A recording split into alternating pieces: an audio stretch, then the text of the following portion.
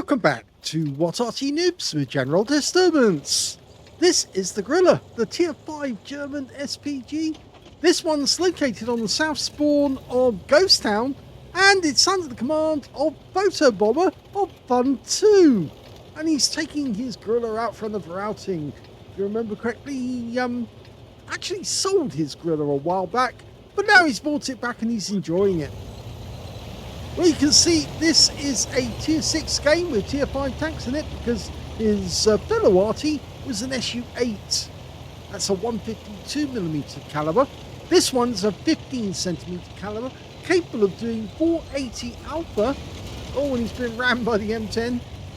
480 alpha, 38mm pen, and 6.7 meters on the burn rate, the burst radius. It's also got between 6.5 and 10.5 seconds of stun. So it's not long on the stun, but it is fairly good at shooting over obstacles with the top gun. It's the same gun you get as the stock gun on the Hummel. Now he's aiming at the end of the street, which I like to do as well at the start of battles, because there's nearly always somebody who comes there looking for an easy shot straight down that street at our guys at the other end. So somebody is likely to turn up. I haven't seen anybody over there. We've just seen one enemy tank nearby. He fired the round in, but the A20 nearby hasn't actually seen anyone. Now the AEC might be just outside our range at the moment, so that's why he's not focusing on that particular tank, but he's having a good look round. Now, he won't be able to see those tanks unless somebody is spotting them. So our bursars actually moved up and they haven't found any of the enemy tanks. In fact, it's kind of scarce. It's that AC can hit him. He's just within range. Rounds out. Oh, it's a good hit. 210 hit points off the first one. Non-penetrating shot, but it's still deadly. And the Type 58 over there is doing battle with a Skoda T40, which is a premium tank with an 88mm gun. But the Skoda's gone down. The enemy's so far away that Photobomber's decided he's going to have to move closer. He's got too short a range to actually hit the enemy. It means that the enemy are probably camping near their cap area. In fact, he's found another target. It's a Panzer IV Ausführung F2. That's the version that was actually brought out after they saw the first T-34s. It had an improved 75mm gun. Gets him with one shot. 237 hit points. That's his first kill of the game. Now, the Grille is actually a late war invention. Yes, I'm afraid they didn't start making them until 1943 to 1944. And it was based on the same hull that was used for the Hetzer. It wasn't the Hetzer hull as such, because, of course, that hull had existed for some time. It was actually originally seen on the Leichtwiz 38, which is the Czech tank. And that came out in 1938. But when Germany actually took over Czechoslovakia, he's getting very close to the enemy now. When Germany took over Czechoslovakia due to the Munich Agreement, then he's trying to get shots on the enemy. There's the enemy bishop.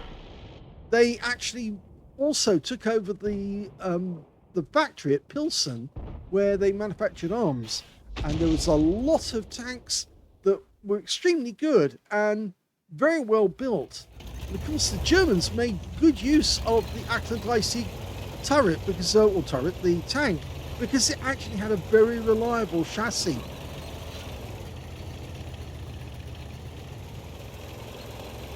We've killed 8 of the enemy already, and most of them are actually in the northeast corner of the map now. He's in a fairly dangerous position, in that he's a well forward than he would normally be, but he can actually get some damage on the enemy. Now let it settle, let it dial in. He's marked the target, rounds out, yes, gets a nice hit. In fact, he hit the barrel, and the KV2's gone down. The kill shot went to the Firefly 5C. Okay, the next target is a Wizzy 131. He's trying to load and aim at the same time. Fires snap. Okay, there is a tank up on top of the hill. I'm not sure we can get it from this angle, but he's so far forward now that that enemy might actually be able to come around the corner and shoot at him. The Wolverine, actually, no, he can't see him from here, but the Wolverine is up on the hill. Our guys are up on the hill as well, so he might get a shot at a Wolverine. And Wolverine's got very thin armor, so you can normally penetrate them quite easily. He's anticipating the guys sitting on that corner. Our guys are moving up and they haven't found him yet, which means he must be trying to use cover. In fact, there's an M10 RBFM up there as well. So there's more than one enemy. So he's decided to go after the Arty, because in fact he's going to go after the Bishop first. The FB304 is a little bit faster, but it is also tier 6. He's fully dialed in, rounds out. And he kills the Bishop with one shot. Now, if only he can kill the... Oh, he's got two together here. You know, he can't avoid that, because if he hits one, he might get the other as well. Be nice to get a Bombardier, but he can certainly kill the Wolverine with one shot. Rounds out. Here we go. Onto the engine deck. Gets the kill. That's his third. Now, can he get 4 kills by taking out the M10? I think he can. He just needs time. A few seconds to reload. And then we'll do it. Okay, ready? Rounds out. Yeah! He did it! He landed it on the engine deck. And that's 4 kills now. Excellent shot.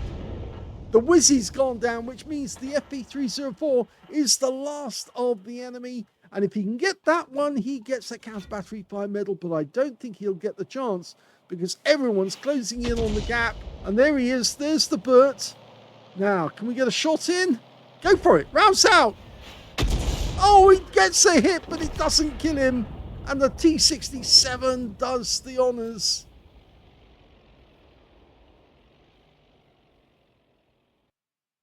Well, Photobomber was very, very close to getting another medal, the counter battery fire medal, by taking out the FB304 if he had got it. But he did get a big hit all the same. That was a first ace tanker for Photobomber of FUN2 in the Grille. He got the scrolls underneath, and when you get the scrolls, that's the first time, and he only gets them once. So this was his first ace. Congratulations. He also got a fighter badge for getting at least 4 kills. In fact, he got 4 exactly. He got a bruiser medal for getting at least 5 critical hits. In fact, he got 9. His win rate in the game was 3,898, which is super unicum standard. Very well played indeed. Let's have a look at team score. He didn't get the highest damage in the game. That went to the Type 58, who got a high caliber for 2,102 hit points of damage. So that was over 20% of the enemy hit pool. Second highest damage goes to Photobomber with 1,308. And the third highest goes to a Dicamax on the enemy team, who managed 1,266 hit points of damage. When it came to kills, it's, yes, Photobomber, 4 kills to him, 3 kills to the Wolverine, 2 kills to the Firefly 5C, the KV2, and the Wolverine on the enemy team. And when it came to base XP, it's the Type 58 who did the best with 1,027. He's the only one to get over 1,000 base, but just behind him is Photobomber with 828 in the second slot. And in third, that was the Firefly 5C with 696. He fired only 11 shots in the game, so it's normally the bare minimum you need to in order to get a good result. But he got an ace tanker off those 11 shells. 7 of them were direct hits on the enemy, 3 penetrated, and 5 splash. Well, I think there's no guesses as to 2 of those hits, because I'm pretty sure the shell that hit the Bishop went through. Yes, it did. 460 hit points, a one-shot kill. I think the M10 was penetrated. Yes, that landed on the back of his engine, and that killed him. And the Wolverine, actually, funnily enough, the Wolverine was not a penetrating shot. It did hit, and it landed on the engine deck and killed the guy, but it wasn't enough. It wasn't a penetrating shot. And in fact, we can see that it was the Panzer IV Ausführung F2 That was the one that he actually penetrated, and he did kill that guy out in the field for 237 hit points. So that one went straight through his armor and wiped him out.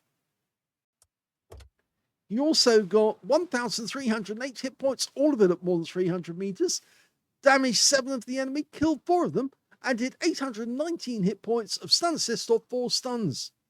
On a premium count, he actually made 91,071 credits profit, including getting 80,000 for mission completion, and he also took away 2,484 experience points as well. A very, very nice game there, very neat. In fact, Photobomber didn't stick at the back like other players were doing. He actually moved forward because, of course, he realized he was outside the range of his howitzer if he was going to get decent damage. So he had to move forward. In fact, he actually moved far more forward than most players would do under the same circumstances.